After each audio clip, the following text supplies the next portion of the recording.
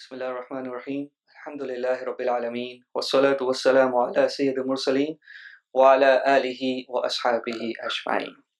Inshallah, today we'll look at those aspects which breaks our wudu. We won't cover the normal aspects which we already know about. The other things which break our wudu are if we bleed. And if we bleed in such a way that the blood actually flows from its place, that will break your wuzu, and that blood is impure. Sometimes the blood just shows up on the skin but doesn't flow. That does not break your wuzu, and that blood is not impure. Flowing blood is impure and it breaks your wuzu. In the same way, the same ruling is for pus. Pus has the same ruling as blood. If you vomit a mouthful, then that will break your wuzu. If it says you become insane, so becoming insane breaks your wuzu.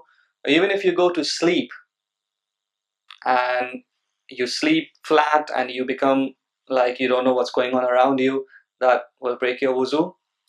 If you become unconscious, that also will break your wuzu. Don't try it though. Also, if you are in namaz and, as we say, you laugh out loud.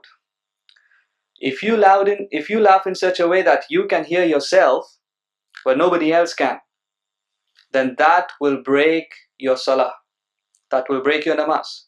But if you laugh in such a way that the people around you can hear you too, that will also break your wuzu.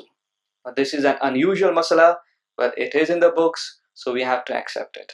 And that is that if you laugh, obviously we shouldn't, but sometimes we just can't help it. So just a smile would do.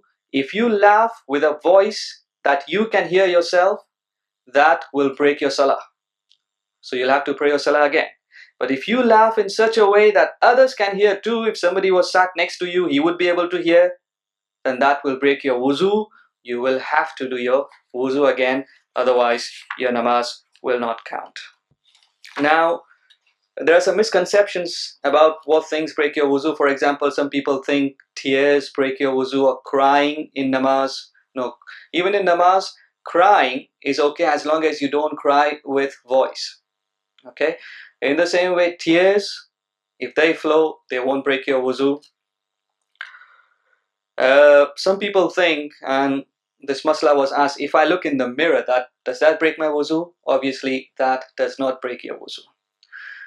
And some people think that looking at yourself unclothed, or if somebody else is not wearing clothes like children or whoever it is, that also does not break your wuzu.